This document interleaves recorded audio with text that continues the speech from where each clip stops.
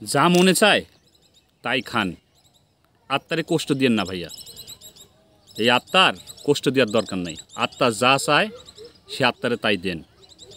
আপনি অর্থ সঞ্চয় করতে চান সন্তানের জন্য, পরবর্তী জেনারেশনের জন্য, এই সঞ্চিত অর্থ আপনার চারেনার কাজে আসবে না, আপনার শালার কাজে আসবে না।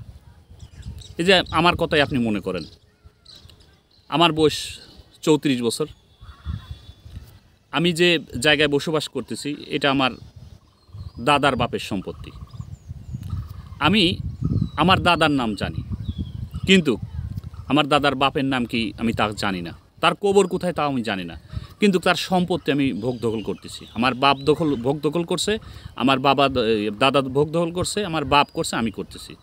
কিন্তু আমি কোনো জীবনেও দেখি নাই যে আমার দাদা মারা গেছে, কিন্তু যে সম্পত্তি, এই সম্পত্তি আমার বাপ ভোগ দখল করতেছে, সেটা আমি এখন করতেছি। আমার বাপের কোনো জীবন আমি দেখি নাই ওই হয়তো সর্বোচ্চ কোনো ঈদের দিন তার কবরের পাশে গেছে দোয়া করতে, তাছাড়া দোয়া করতে দেখি নাই। এই যে মাঝে মাঝে মানুষ মিলাদ বলেন, দুয়ার মাহফিল বলে, আমি এই আমার 34 বছরে কোন দিন 10টাও আমি দুয়ার মাহফিল বা মিলাদ আমার বাপের আমি আমার দাদার জন্য দিয়া দেখিনি। কিন্তু আমার বাপ কিন্তু তার বাবার সম্পত্তি ভোগ দখল করতেছে, বা আমিও আমার দাদার সম্পত্তি দখল করতেছি।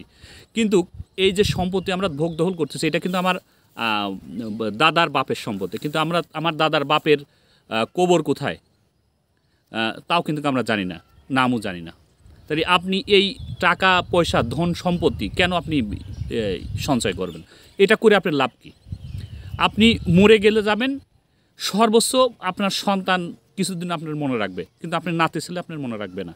কিন্তু আপনি অন্যায় করে, অবৈধ করে এই সম্পদ সঞ্চয় করে যাচ্ছেন, তাহলে আপনার কবরে যা লাভ কী হবে? আর আপনি কষ্ট করে সম্পদ করলেন, আপনার আত্মায় যা চাইলো, আপনার মনে যা চাইলো তা আপনি দিলেন না। তাই কি করা উচিত ভাইয়া? আপনি যা ইনকাম করবেন আপনার আত্মাকে দেবেন, আপনি খান। আপনি যদি যা ইনকাম করেন সবই খেয়ে ফেলতে পারেন, আপনি সবই খেয়ে ফেলেন, আপনার রাখার দরকার নেই। কার জন্য রাখবেন? এই পৃথিবী এত নিষ্ঠুর, এই পৃথিবীর মানুষ এত নিষ্ঠুর। আপনি যে কয়দিন বেঁচে থাকবেন বা যে কয়দিন দিতে পারবেন, ওই কয়দিনই আপনার মূল্যায়ন করবে, ওই কয়দিনই আপনার মনে রাখবে, তারপরে আপনাকে আর মনে রাখবে না। তাই আপনি সঞ্চয় করবেন কার জন্য? আপনি যে আমার করে করে সন্তানকে আমার করে করে আপনি সম্পত্তি সঞ্চয় করে যাবেন, এমনও দেখা যায় যে বাপ মারা গেছে, তার লাশটা পর্যন্ত দাফন হয়নি, সন্তানের মধ্যে সম্পত্তি নিয়ে মারামারি তৈরি হয়ে গেছে, এক ভাই আরেকবার মারতেছে, বাপের লাশ উপরেই পড়ে আছে। তাহলে সম্পত্তি সঞ্চয় করে লাভ কী? আমি আমার আত্মাকে কষ্ট দিয়ে, আমার মনকে কষ্ট দিয়ে আমি সারা জীবন পরিশ্রমই করলাম, কোনো কিছু খালাম না, আত্মার চাহিদা পূরণ করলাম না, শেষ বিচারের দিনে এই আত্মা আমার বিপক্ষে দাঁড়াবে।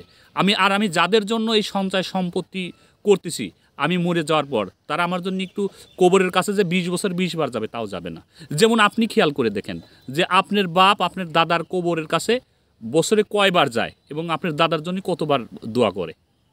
তাই আপনি যা ইনকাম করেন তার থেকে আপনি কিছু খান, পারলে সবই খান। এই সন্তান করে এদের জন্য কিছু রাখার দরকার নেই। তার কারণ আপনি মরে যাওয়ার পর আপনাকে কেউ চেনবে না। আপনার জন্য যে সদগায় জারিয়ার জন্য যদি কিছু কাজ করতে পারেন সেটুক করেন, কিন্তু আপনি যে সন্তান করে পরবর্তী জেনারেশনগুলো বলে টাকা সঞ্চয় করে যাবেন, এই সম্পদ পরে আপনার জন্য পাপের বোঝা হয়ে দাঁড়াবে। তাই আপনার আত্মায় যা চায় সেটা আপনি দেন, আত্মারে কষ্ট দিয়েন না, শেষ বিচারের দিন আপনার আত্মার জন্য আপনার বিপক্ষে না যায়।